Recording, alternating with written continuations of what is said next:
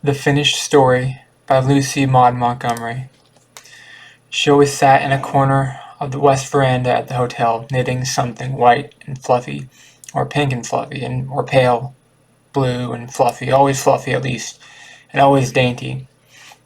Shawls and scarves and hoods and the things were, I believe, when she finished one, she gave it to some girl and began another. Every girl at Harbor Light that summer wore some distracting thing that had been fashioned by Miss Sylvia's slim, tireless, white fingers. She was old, with that beautiful, serene old age, which is as beautiful in its way as youth.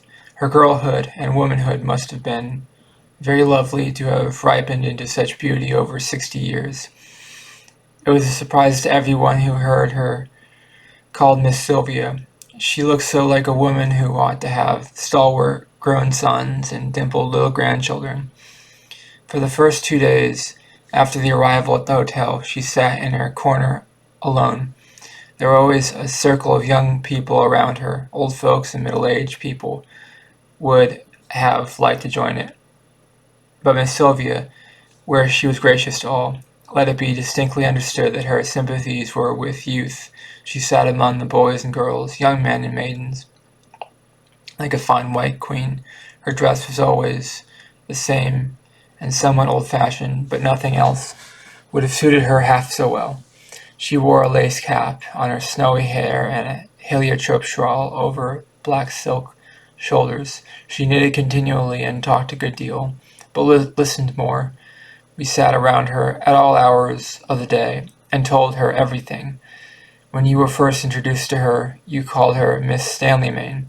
Her endurance of that was limited to 24 hours. Then she begged you to call her Miss Sylvia, and as Miss Sylvia you spoke and thought of her forevermore. Miss Sylvia liked us all, but I was her favorite. She told us so frankly, and let it be understood that when I was talking to her, and her heliotrope shawl was allowed to slip under one arm, and it was a sign that we were not to be interrupted. I was as vain of her favor as any lovelorn suitor whose lady had honored him, not knowing, as I came to know later, the reason for it. Although Miss Sylvia had an unlimited capacity for receiving confidences, she never gave any. We were all sure that there must be some romance in her life, but our efforts to discover it were unsuccessful. Miss Sylvia parried tentative questions so skillfully that we knew she had something to defend. But one evening, when I had known for a month, as time is reckoned, and long years as affection and understanding are computed, she told me her story, at least what there was to tell of it. The last chapter is missing. We were sitting together in the veranda at sunset. Most of the hotel people had gone for a harbor sail. A few forlorn mortals prowled about the grounds and eyed our corner wistfully. By the sign of the heliotrope shawl, knew it was not for them. I was reading one of my stories to Miss Sylvia, and my own excuse I must allege that she tempted me to do it. I did not go around with manuscripts under my arm, inflicting them on defenseless females, but Miss Sylvia had discovered that I was a magazine scribbler, and moreover, that I shut myself up in my room that very morning and perpetrated a short story. Nothing would do but that I read it to her. It was a rather sad little story. The hero loved the heroine, and she loved him. There was no reason why he should not love her, but there was a reason why he could not marry her. When he found that he loved her, he knew that he must go away. But might he not at least tell her his love? Might he not at least find out for his consolation if she cared for him? There was a struggle. He won, and went away without a word, believing it to be the more manly course. When I began to read, Miss Sylvia was knitting a pale green something this time, of the tender hue of young leaves in May. But after a little her knitting slipped unheeded to her lap, and her hands folded idly above it. It was the most subtle compliment I had ever received. When I turned the last page of the manuscript and looked up, Miss Sylvia's soft brown eyes were full of tears. She lifted her hands, clasped them together, and said in an agitated voice, "Oh, no, no. Don't let him go away without telling her. Just telling her. Don't let him do it." "But you see, Miss Sylvia," I explained, flattered beyond measure that my character has seemed so real to her, that would spoil the story. I would have no reason for existence then. Its motif is simply his mastery over self. He believes it to be the nobler course. No, no, it wasn't. If he loved her, he should have told her. Think of her shame and humiliation. She loved him, and he went without a word. But she could not have known he cared for her. Oh, you must change it. You must, indeed. I cannot bear to think of her suffering what I have suffered." Miss Sylvia broke down and sobbed. To appease her, I promised that I would remodel the story, although I knew that the doing so would leave it absolutely pointless. "Oh, I'm so glad," said Miss Sylvia, her eyes shining through her tears. "You see, I know it would make her happier. I know it. I'm going to tell you my poor little story to convince you. But you must not tell it to any of the others. I am sorry that you think the admission necessary," I said reproachfully. "Oh, I do not. Indeed, I do not," she hastened to assure me. "I know I can trust you. But it's such a poor little story. You mustn't laugh at it. It is in all the romance I had years ago, 40 years ago, when I was a young girl of 20. I learned to care very much for somebody. I met him at the summer resort like this. I was there with my aunt, and he was there with his mother, who was delicate. We saw a great deal of each other for a little while. He was like no other man I had ever seen. You remind me of him somehow. This is partly why I like you so much. I noticed the resemblance the first time I saw you. I don't know in just what it consists, in your expression, and the way you carry your head, I think." He was not strong. He coughed a good deal. Then one day he went away, suddenly. I had thought he cared for me, but he never said so. He just went away. Oh, the shame of it. After a time, I heard he had been ordered to California for his health. And he died out there the next spring. My heart broke then. I never cared for anybody again. I couldn't. I've always loved him, but it would have been so much easier to bear it if I had known that he loved me. Oh, it would have made all the difference in the world. And the sting of it had been there all these years. I can't even permit myself the joy of dwelling on his memory, because of the thought that perhaps he did not care. "You must have cared," I said warmly. "He couldn't have helped it, Miss Sylvia." Miss Sylvia shook her head with a sad smile. "I cannot be sure. Sometimes I think he did. But then the doubt creeps back in. I would give almost anything to know that he did. To know that I have not lavished all the love of my life on a man who did not want it. And I never can know. Never. I can hope and almost believe, but I can never know. Oh, you don't understand. A man couldn't fully understand what my pain has been over it. You see now why I want to change the story. I am sorry for the poor girl, but if you only let her know that he really loves her, she will not mind all the rest so very much. She will be able to bear the pain of life, of even lifelong separation if she only knows." Miss Sylvia picked up her knitting and went away. As for me, I thought savagely of the dead man she loved and called him a cad, or at best a fool. Next day, Miss Sylvia was her serene, smiling self once more, and she did not again make any reference to what she had told me. A fortnight later, she returned home, and I went my way back to the world. During the following winter, I wrote several letters to Miss Sylvia and received replies from her. Her letters were very like herself. When I sent her the third-rate magazine containing my story, nothing but a third-rate magazine would take in its written form. She wrote to say that she was so glad that I had let the poor girl know. Early in April, I received a letter from an aunt of mine in the country, saying that she intended to sell her place and come to the city to live. She asked me to go out to Sweetwater for a few weeks to assist her in the business of setting up the estate and disposing of such things as she did not wish to take with her.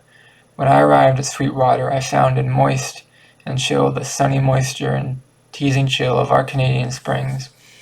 They are long and fickle and reluctant, these springs of ours, but oh, the unnameable charm of them! There was something even in the red buds of the maples at Sweetwater and in the long, smoking stretches of hillside fields that sent a thrill through my veins, finer and subtler than any given by old wine. A week after my arrival, when we had got the larger affairs pretty well straightened out, Aunt Mary suggested that I had better overhaul Uncle Alan's room. The things there had never been meddled with since he died, she said. In particular, there's an old trunk full of his letters and his papers. I was brought home from California after his death. I've never examined them. I don't suppose there is anything of importance among them, but I'm not going to carry all that rubbish to town. So I wish you would look over them and see if there is anything that should be kept. The rest may be burned. I felt no particular interest in the task. My uncle Alan Blair was a mere name to me. He was my mother's eldest brother and had died years before I was born. I had heard that he had been very clever and that great things had been expected of him, but I anticipated no pleasure from exploring musty old letters and papers of 40 neglected years. I went up to Uncle Alan's room at dusk that night. We had been having a day of warm spring rain, but it was cleared away, and the bare maple boughs outside the window were strung with glistening drops. The room looked to the north, and was always dim by reason of the close glowing Sweetwater pines. A gap had been cut through them to the northwest, and in it I had a glimpse of sea Uncle Alan had loved, and above it a wondrous sunset sky fleeced over with little clouds, pale and pink and golden green, and suddenly reminded me of Miss Sylvia and her fluffy knitting. It was with the thought of her in my mind that I lighted a lamp and began the task of grubbing into Uncle Alan's trunk full of papers. Most of these were bundles of yellowed letters, of no present interest, from his family and college friends. There were several college theses and essays, and a lot of loose miscellanea pertaining to boyish school days. I went through the collection rapidly, until at the bottom of the trunk I came to a small book bound in dark green leather. It appeared to be a sort of journal. I began to glance over it with languid interest.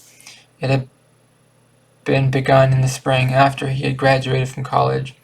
Although suspected only by himself, the disease which was to end his life had already fastened upon him. Entries were those of a doomed man who, feeling the curse fall on him like a frost, blighting all the fair hopes and promises of life, seeks some help and consolation in the outward self-communing of a journal. There was nothing morbid, nothing unmanly in the record. As I read, I found myself liking Uncle Alan, wishing that he might have lived and been my friend. His mother had not been well that summer, and the doctor ordered her to the seashore. Alan accompanied her. Here occurred a hiatus in the journal. No leaves had been torn out, but a quire or so of them had apparently become loosened from the threads that held them in place. I found them later on in the trunk. By the time I passed to the next page, it began abruptly. This girl is the sweetest thing that God ever made. I had not known a woman could be so fair and sweet. Her beauty awes me. The purity of her soul shines so clearly through it like an illuminating lamp. I love her with all my power of loving, and I am thankful that is so. It would have been hard to die without having known love. I am glad that it has come to me, even if its price is unspeakable bitterness. A man has not lived for nothing, who has known and loved Sylvia Stanley Main. I must not seek her love that is denied me. If I were well and strong, I should win it. Yes, I believe I could win it, but nothing in the world would prevent me from trying. But as things are, it would be part of a coward to try. Yes, I cannot resist the delight of being with her, of talking to her, of watching her wonderful face. She is in my thoughts day and night. She dwells in my dreams. Oh, Sylvia, I love you, my sweet. A week later there was another entry. July 17th. I am afraid. Today I met Sylvia's eyes. In them was a look which at first stirred my heart in its deeps and tumultuous delight. And then I remembered I must spare her that suffering. At whatever cost to myself, I must not let myself dwell on the dangerous sweetness of the thought that her heart is turning to me. What would be the crowning joy to another man could only be added sorrow to me. Then, July 18th. This morning I took the train to the city. I was determined to know the worst once for all. The time had come when I must. My doctor at home had put me off with vague hopes and perhapses. So I went to a noted physician in the city. I told him I wanted the whole truth. I made him tell it, stripped of all its softening verbiage. Is this: I have perhaps 8 months to live. 8 months or a year to live. No more. I had expected it, although not quite so soon. Yet the certainty was none the less bitter. But this was no time for self-pity. It is of Sylvia I must think now. I shall go away at once, before the sweet fancy, which is possibly budding in her virgin heart, shall have bloomed into a flower that might poison some of her fair years. July 19th. It is over. I said goodbye to her today, before others, for I dared not trust myself to see her alone. She looked hurt and startled, as if someone had struck her, but she will soon forget, even if I have not been mistaken in reading of her eyes. As for me, the bitterness of death is already over in that parting. All that now remains is to play the man to the end. From further entries in the journal, I learned that Alan Blair had returned to Sweetwater and later on had been ordered to California.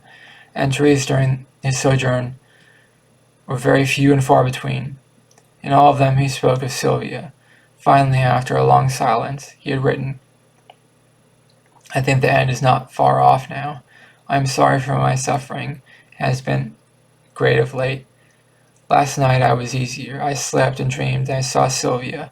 Once or twice I thought that I would arrange to have this book sent to her after my death, but I've decided that it would be unwise. It would only pain her, so I shall destroy it when I feel the time had come. It is sunset in this wonderful summer land. At home in Sweetwater it is only early spring as yet, with snow lingering above the edges of the woods.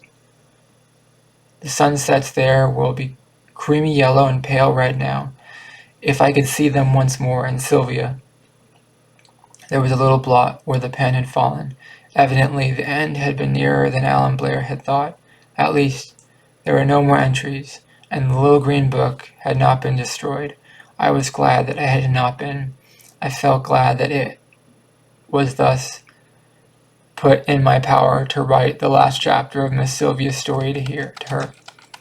As soon as I could leave Sweetwater, I went to the city, 300 miles away, where Miss Sylvia lived. I found her in her library, in her black silk dress and heliotrope shawl, knitting up cream wool, for all the world as if she had been transplanted from the veranda corner of Harbor Light. My dear boy, she said. Do you know why I've come? I asked. I am vain enough to think it was because you wanted to see me, she smiled.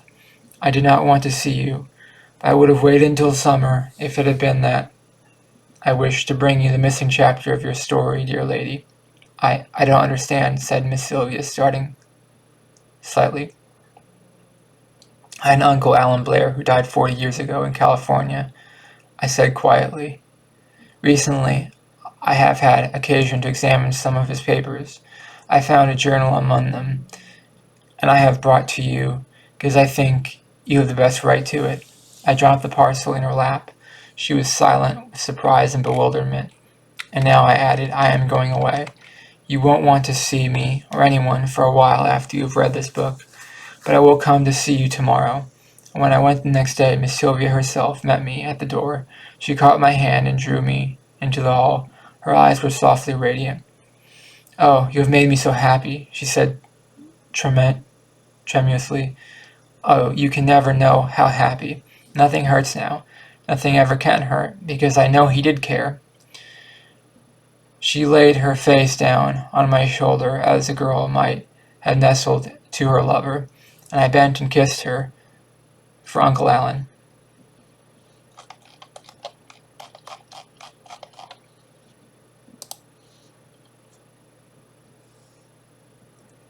And that's the end of the finished story by Lucy Maud Montgomery. I liked it. Sometimes we don't live that long, and we have to write down things we feel, so that maybe someday someone will read them. Even if our life doesn't have meaning now, maybe someday your life can have someone's memory of you can give your life meaning, even if that's not exactly what you want. Even if you want something else, you can't always get what you want. You have to just be happy with the little things in life that you can achieve. Let me know in the comments below, what did you think of the story? I like the story. Please subscribe to the channel to be part of the community, and please like this video. It really helps the channel out a lot. Thank you for watching. Have a great day. Bye-bye.